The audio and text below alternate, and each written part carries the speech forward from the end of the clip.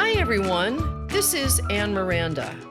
Let's read Jolly Snow by Jane Hissey.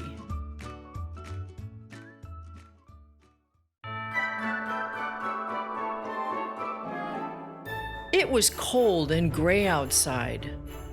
Jolly Tall the Giraffe had been gazing out of the window for days. "What are you waiting for?" asked Rabbit. "I'm waiting for it to snow," said Jolly. "It's winter, isn't it?" "It doesn't always snow in winter," said Rabbit. "In fact, it hardly ever does," said Duck gloomily. "I know where there's some snow," said Little Bear. "It must be left over from last winter. I'll get it for you." Without waiting to explain, Little Bear rushed out of the room. In a moment, he was back again carrying a large glass bubble. Inside the bubble, they could see a little house and a tree covered in a layer of tiny white snowflakes. "Is that all snow does?" asked Jolly, staring into the bubble. "Does it just lie around, making things whiter than usual?" "Of course not," said Little Bear. "That wouldn't be any fun. You can make it into balls and throw it." "Or slide on it," said Zebra. "And jump into heaps of it," said Rabbit, "and make footprints." "You can build things with it too," said Duck.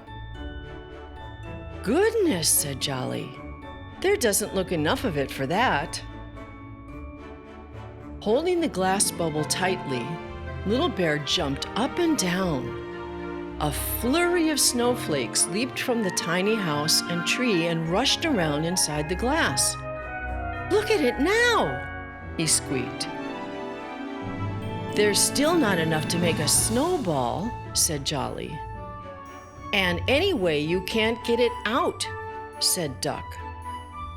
"Wait a minute," said Zebra. "I know where there's lots of snow." She led the way to the kitchen, where Bramwell Brown was busy making some special biscuits. To stop the biscuit dough sticking to the rolling pin, he was shaking flour from a flour shaker. "Whoopee!" cried Zebra, dashing under the falling flour. "I'm in a snowstorm!" In no time at all, her black stripes had almost disappeared. Rabbit tried to gather up a pawful of the flour. "It's not very good for snowballs," he said. "It doesn't stick together." "But it's perfect for dough balls," cried Little Bear, rolling up a piece of dough and throwing it at Rabbit. The dough ball stuck to Rabbit's bottom and looked like an extra tail. "This flour snow doesn't come off," said Zebra, jumping up and down, trying to shake herself clean. "I think you are going to need a bath," said Bramwell. He filled a dish with soapy water, and the snowy Zebra climbed in.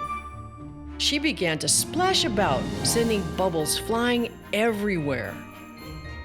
"It's still not coming off," she grumbled. "It just gets stickier and stickier." "Flour and water make a sort of glue," said Duck. "You'll probably have to stay white forever." "No, you won't," said Bramwell kindly. "We'll get you clean." All the scrubbing and splashing made even more bubbles. "Snow bubbles!" cried Little Bear, jumping about, popping them with his paws. "Hurry up, Zebra! We want to use your bath as a snow machine." After lots of rubbing and scrubbing, Zebra's stripes at last reappeared. The others wrapped her in a warm towel and looked into the bath. "What have you done with all the bubbles?" asked Little Bear. "Bubbles never last," said Duck. and anyway, they would have made very sloppy snow. Why don't we go and see if Old Bear has any ideas? Old Bear was in the dining room, cutting out paper decorations. He'd made paper stars, paper bells, and paper lanterns. He'd even made paper snowflakes. "You can't really play with these," said Little Bear, trying to slide on a snowflake. "No, you can't," said Old Bear, rescuing his decoration. "They're only meant for looking at." "We want some snow for Jolly," said Rabbit. "Snow you can play with." "What about these?" said Old Bear, scattering a blizzard of paper pieces in the air. "Lovely," said Rabbit. "And nice and slippery too," said Little Bear, taking a run at a heap of them and skidding along on his bottom. "What we need is a sledge," said Rabbit, "or Little Bear will wear out his trousers." He fetched a cardboard box, and Bramwell cut away the sides. Duck tied a string to the front, and they pulled it along to test it. "Now, if we had a slope," said Rabbit, "we could whiz down it in the sledge." "I don't think I could," said Jolly. "I wouldn't fit in it." "Never mind," said Bramwell. "You can help with the slope." Bramwell Brown disappeared into the bedroom and came back pulling a large white sheet. He gave a corner to Jolly. "Now," said Bramwell, "when the others climb on, lift up your end and they should slide all the way down." Rabbit and Little Bear pushed the sledge onto the sheet and climbed in. "There's only room for two," said Rabbit. "Don't worry," said Zebra. "I'll slide on my tummy." As soon as they were ready, Little Bear called out to Jolly, "1, 2, 3, go!" Jolly and Bramwell lifted their end of the sheet. Nothing happened. "Wobble it a bit," called Rabbit. "We seem to be stuck." Jolly and Bramwell shook the sheet as hard as they could, and suddenly the toys found themselves sliding very fast to the other end. "Look out!" cried Little Bear, as the sledge whizzed off the sheet, across the room, and crashed into the wall on the other side. "I think we need a softer landing," said Rabbit, fluffing up his flattened fur and helping Little Bear to his feet.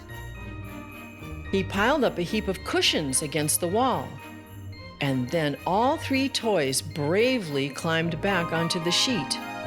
"Ready, steady, go!" they called to Jolly.